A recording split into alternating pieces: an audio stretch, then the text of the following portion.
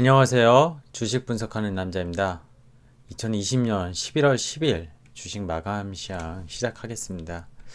벌써 11월도 10일이 지났네요. 정말 시간 빨리 가는 것 같습니다. 특히 주식 시장을 하루 종일 보는 트레이더나 주식에 관심이 있는 분들은, 시장을 보시는 분들은 시장이 정말 빠르게 움직이면서 시간도 빨리 가는 걸 더 느끼는 것 같아요. 어차피 돌아가는 24시간의 시계는 똑같은데 상대적인 느낌이 아닌가 생각이 듭니다. 그죠? 그리고 주식에 올인하신 분들은 주말이 또 싫다고도 해요. 근데 주식으로 돈을 벌지 못하신 분들은 또 그렇지 않죠. 자, 오늘 표지는요, 썸네일은 제가 니스크 위에 이 한 발로 서 있는 개인 투자가를 가져와 봤습니다. 위태위태해 보이죠? 밤사이 사실 제가 코로나 그 화이자랑 바이오엔테크의 임상 3상에 대한 유효성 입증도 급하게 올리긴 했었지만, 오늘 시장이 급하게 올라간다고 사실 따라갈 건 아니었죠. 뭐 시장을 우상향으로 중장기적으로 본다고는 말씀드렸고, 지금의 저금리 유동성 하에 주식을 해야 된다고는 말씀드렸지만, 오늘 그동안 코로나 때문에 눌려 있었던 뭐 항공주라든지 여행주, 이런 코로나가 만약에 정말 정상생활로 돌아간다면 빛을 발휘할 수 있다고 표현해야 될까요? 그러니까 정상으로 돌아갈 기업들, 약간의 일종의 좀비 기업들에 대해서 넬리가 오전에 나왔었어요. 그러니까 급등했죠. 급등 출발했는데 종가는 어땠을까요? 자, 하나하나 살펴보면서 말씀드릴게요. 넬리에는 항상 리스크가 존재합니다. 주식이라는 건 위험자산이기 때문에 리스크 없이 내가 은행에 정기예금만 맡기고 위험 없이 맡기는 거랑 기대 수익률이라고 하잖아요. 기대 수익률. 이 기대 수익률이 높은 만큼, 높은 자산인 만큼 리스크는 분명히 상당히 높습니다. 하지만 그 리스크를 통제하면서 해야 되는 게 결국 주식 투자예요. 오늘은 그런 부분에 대해서 시장과 함께 같이 말씀드리고자 합니다. 자, 코스닥이 오늘 1.2%, 뭐 단기 내에 많이 올랐기 때문에 적절한 조정이었던 것 같아요. 장중에 무슨 거의 1.8%까지 내려가긴 했었는데, 그죠? 오후 1시 때 큰 위험은 없었다고 보고요. 수급적으로 기관과 외국인의 매도가 좀 거세긴 했었어요. 하지만 그 물량을 개인이 다 받았었고요. 나스닥 등조 그러니까 어제라기보다 오늘 새벽에 마감한 뉴욕 증시 어떻게 끝났습니까? 너세 지수 급등하고 다우랑 S&P 급등했지만 나스닥, 즉 빅테크 기업들, 그죠? 빅테크, 뭐 하상 커뮤니케이션, 줌뭐 이런 거 올해 많이 올랐던 그런 기업들이 정상생활로 돌아갈 수 있다는 그런 코로나 백신 소식에 정상생활에 돌아간다는 건 아닌 거고요. 하여튼 차익 실현 물량을 맞았어요. 그러면서 나스닥과 같이 아무래도 좀 동조화되면서 다른 모습을 보이긴 했는데, 사실 메인은 그냥 차익 실현 물량에 대한 수급 압박이었습니다. 코스피는 오늘도 외국인이 장중 내내 팔다가 종가 무렵에 1,500억이나 넘게 사면서 상승으로 마감을 했습니다. 오늘 그 백신 기대감의 백신 관련주, 그리고 여행 항공주, 그리고 그동안에 어제 뭐 질문 주신 분도 있는데 진단키트 관련주, 뭐 시젠이나 이런 것들이 많이 하락했어요. 코스닥이 하락하고 수급에 의해서 하락을 한 것도 맞는데요. 이쪽은 좋았고요. 진단키트 쪽 안 좋았죠. 언택트, 카카오, 네이버 안 좋았고요. 근데 기업의 펀더멘탈이 지금 달라졌나요? 하이자랑 그러니까 주식이 얼마나 심리적으로 중요한지 오늘 보여줬던 하루였던 것 같아요. 이 말씀을 드리고 싶어요. 바이든 당선 랠리가 어땠죠? 나왔잖아요. 그리고 하이자 백신 소식, 이거 지난주죠. 하이자 백신 소식, 전형적인 리스크온 랠리, 그러니까 리스크를 택하는 랠리가 나왔다는 거예요. 불확실성이 제거되다 보니까 시장에서는 한호하면서 군집 현상이 일어났다고 봅니다. 근데 좀 전에 제목에서 말씀드렸지만 랠리에는 항상 리스크가 동반을 하고요. 백신 뉴스가 긍정적 뉴스는 맞습니다. 하지만 어제도 말씀드렸지만 여전히 갈 길은 좀 멀고요. FDA 승인도 남아 있고요. 지금 뭐 유효성은 90%라고 하지만 장기간, 즉 2개월, 3개월 지나면서에 대한 또 그런 유효성도 입증에 대한 여러 가지 문제가 있습니다. 지금 글로벌로 제약사들이 임상 3상에 들어간 뭐 중국과 영국, 미국 쪽의 제약회사들이 많이 들어가 있지만 11월과 12월 중에 그것들 임상 결과에 대해서 발표를 할 예정들이 한 5에서 지금 6군데로 압축이 되죠. 네, 이런 부분들도 발표할 때마다 시장에 랠리가 진행될지 아니면 관련주들이 급락할지는 역시 변동성에 노출되는 것 같습니다. 팬데믹은 적어도요, 저는 이렇게 봐요. 적어도예요, 적어도. 맥스는 저는 2, 3년은 더 갈 것 같은데, 이게 왜냐면은 치료제가 나올 수는 없어요. 지금 예전에 사스나 메르스 있잖아요. 사스나 메르스. 치료제가 있나요? 없어요. 백신은 일부 나오긴 했지만, 없습니다. 결국에 저는 공존해야 되는 게 코로나라고 봐요. 코비드 19은 우리 세계가 이제 공존하고 있습니다. 마스크를 쓰냐 안 쓰냐의 문제가 백신의 개발로 이루어질 거라고 보는데, 백신이 빨리 개발돼서 마스크 없는 세상에 살았으면 좋겠습니다. 그래서 정상으로 돌아갈 날을 꿈꾸게 되고, 현실은 하지만 수만 명의 확진자가 계속 발생 중이고, 미국은 지금 하루에 12만 명까지 올라갔죠. 대형 이벤트의 시장은 놀라지만요, 항상 시간이 지나면 진정됩니다. 미국 시장이 오늘 어떨지 모르겠어요. 투자자 입장에서 절대 흥분과 자제를 잃어버리면 안 되는 게 주식 투자입니다. 이 말을 오늘 꼭 하고 넘어가고 싶었어요. 개인도 주식하면 성공할 수 있다. 이 표현은 이 세 가지 최소 원칙은 지켜야 됩니다. 조바심, 시장을 전혀 보지 않고 묻지마 투자. 바텀업이 제가 중요하다고는 했어요.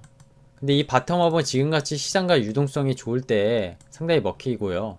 시장이 정말 대세하락장이면요, 매크로적으로 뭔가 망가지면은 아무리 좋은 종목이라도 물론 다시 제 가치를 찾긴 하겠지만, 급락했다 찾긴 하겠지만, 이런 장이면은 어렵습니다. 그래서 시장도 같이 봐야 되고, 제가 데일리 시장도 매일 말씀드리고, 연준이 지금은 저금리랑 유동성 정책을 펼치고 있지만, 이게 인플레이션이 나오는 신호가 나오면 연준이 뭔가 긴축을 할 수가 있고요.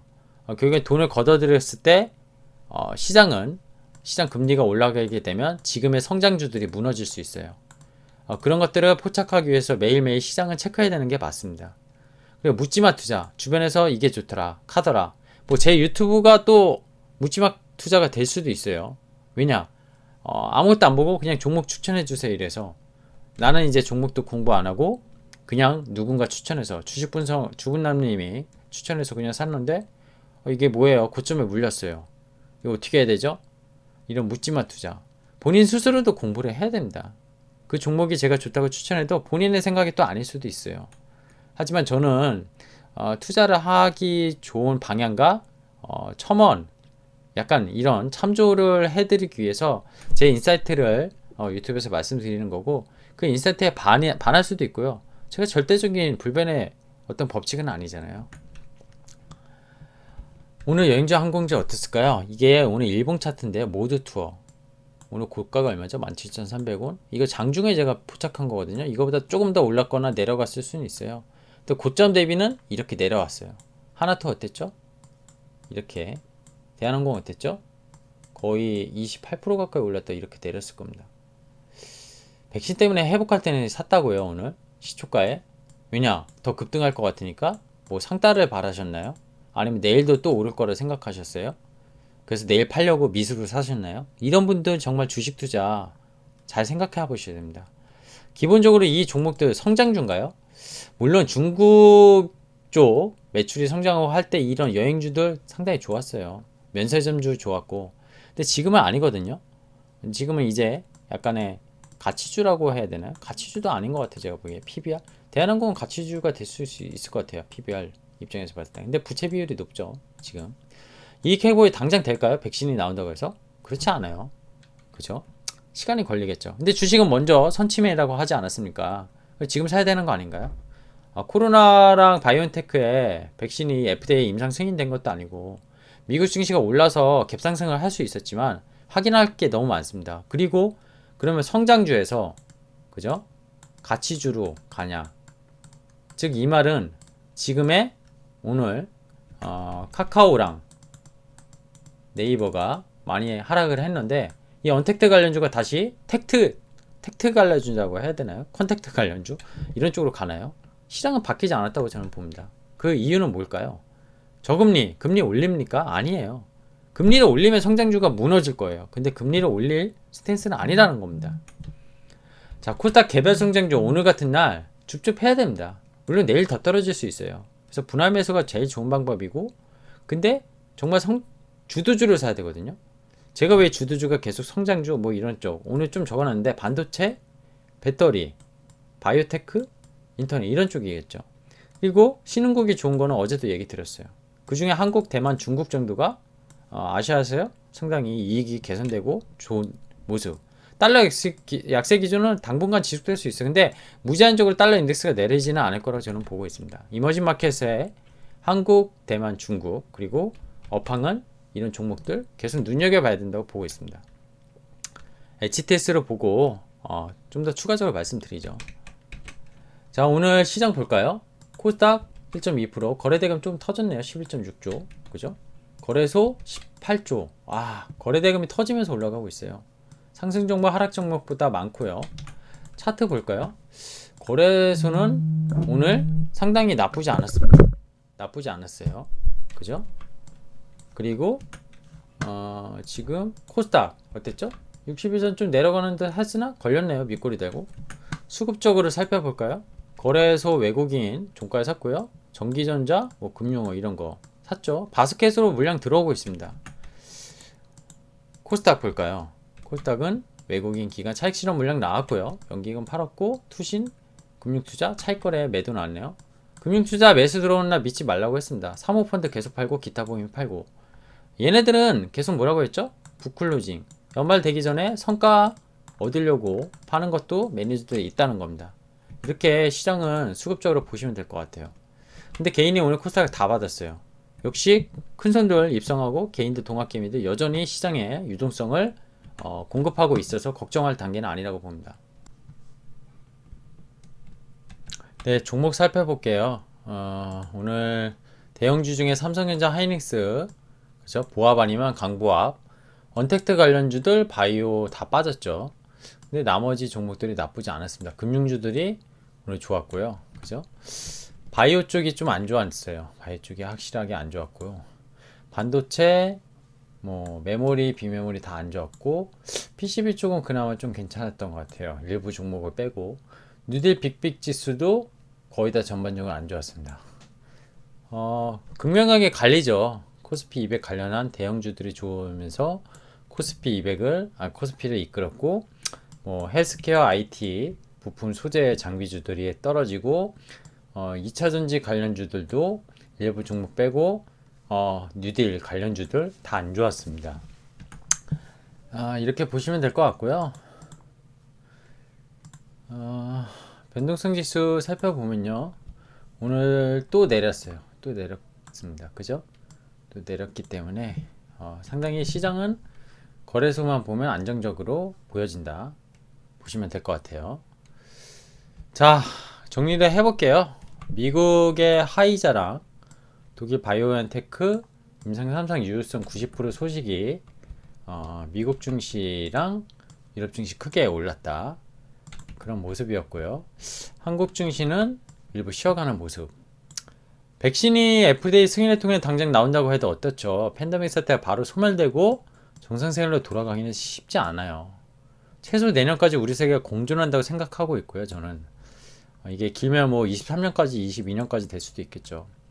늦으면 늦을수록 연준의 정책은 더 계속 될 수도 있습니다. 그게 증시를 위한 거냐? 사실 잘 모르겠어요. 실물 경제가 회복되는 게 중요하겠죠. 완벽한 치료제는 나오기 쉽지 않습니다. 아까 말씀드렸지만 잘 생각해 보세요. 그리고 여전히 성장 주도주에 대해서 한국 시장에서 특히 바이오테크, 기술주면 반도체나 소재, 배터리, 인터넷, 게임, 여기에 바이든 관련해서 환경 테마주, 그린 관련이겠죠. 그린 이런 것들 계속 좋을 거라고 저는 보고요. 주도주라고 생각합니다. 왜냐하면요, 기본적으로 그 주도주가 바뀌는 시점은 시장의 큰 폭하락이 나타난 뒤 오던 경험을 저는 갖고 있어요. 그 경험이 또 이번에도 될 것이냐? 솔직히 바뀔 수도 있습니다. 근데 지금 저금리하의 유동성이잖아요. 이 그 저금리 때문에 프리미엄 그리고 고밸류 이게 성립이 되는 거거든요. 계속 말씀드리지만 PBR과 PR 전통적 기업 그리고 지금 가치주 그리고 뭐 오늘 같은 경우에 언택트가 아닌 컨택트 관련주들, 이런 것들은 이 저금리가 금리가 오르면은 바뀔 수 있거든요. 근데 금리가 오를 가능성은 지금 없잖아요. 계속 말씀드렸지만, 물론 금리가 오른다면 시장의 주도주는 바뀝니다. 바뀔 거고 성장률도 확 꺾일 수 있어요. 미국 빅테크 기업이 어제 이 백신 임상 소식에 의해서 차익 실현 물량이 나왔지만 빅테크 기업이 시장에서 주도주에서 탈락되는 건 아니라고 봐요. 미국도 마찬가지고 국내도 마찬가지라고 봅니다. 작은 파이를 먹을 거냐 결국 큰 파이를 먹을 것이냐 관점의 차이라고 저는 보고 있고, 역시 투자 성향의 차이라고 봅니다. 은행주 저 PBR 좋아하시면 사시면 돼요. 근데 정말 얼마나 먹을 수 있을지 저는 모르겠습니다. 정말 타이밍이 안 맞으면 정말 힘들 수 있어요. 1년 내내 수익이 안 날 수도 있습니다. 물론 지금의 관련 주도주들도 잘못 타이밍 잡으면 수익이 안 날 수도 있죠. 각국의 중앙은행, 미국 연준 지금 유동성 판 깰 수 있을까요? 못 깹니다. 코로나 팬데믹 때문에 못 깨요. 그리고 그동안 일본 중앙은행 BOJ가 잃어버린 20년, 사실 얼마 전에 얘기했었는데 이거 잃어버린 20년 왜 온지 아세요? 혹시? 인플레이션은 올라가는데 금리를 같이 상승시켜 버렸어요. 예? 실물 경제가 회복되는 국면에서 금리를 상승시켜 버리면서 성장주들이 다쳤고 주식시장이 어려워졌습니다. 그러면서 디플레이션으로 갔어요. 제대로 회복이 안 된 시점에서 금리를 올려버려 가지고요. 지금 팬데믹에서 만약에 정상생활로 돌아갔다고 실물경제가 회복되지 않았는데 연준이 금리를 올려버린다. 그러면 성장주도 다 깨지고요. 디플레이션 압력 올 수 있습니다. 현재 주식시장에서 고퍼를 갖고 있는 업종, 성장성 갖추고 있다면 주식을 상승할 수 있는 논리가 이런 입장에서 될 거라고 봐요. 하나 추가적으로 말씀드릴까요? 제 영상의 댓글에 이런 게 있었어요. 재정부양책을 바이든이 민주당이 재정부양책을 쓰면은 제가 채권을 국채 발행을 엄청나게 해야 되잖아요. 그래야지 재정부양책을 쓸 수 있으니까. 근데 이 국채를 발행했다는 거는 국채 가격이죠. P가 내려가서 금리가 역으로 국채 가격과 채권은 가격과 금리가 역의관계거든요. 이게 올라가면 흔히 말하는 BEI, 미국 국채 금리도 올라가고 물가 연동 국채 팁스가 그대로라고 쳤을 때 그것도 올라가 있죠. 이 브레이크는 인플레이션 레이트가 2.0 이상이 올라가서 뭐 지금의 AIT 정책으로 좀 이게 유예되긴 했지만 결국에는 금리가 올라가면서 인플레이션이 나타나고, 인플레이션이 나타나면 결국에는 금리가 인상되는 효과로 지금 부채가 엄청나게 늘어나는 입장에서 부담되는 거 아니냐, 그래서 주식시장이 하락할 수 있는 거 아니냐, 성장주가 깨지는 거 아니냐, 이렇게 질문하신 분이 있거든요.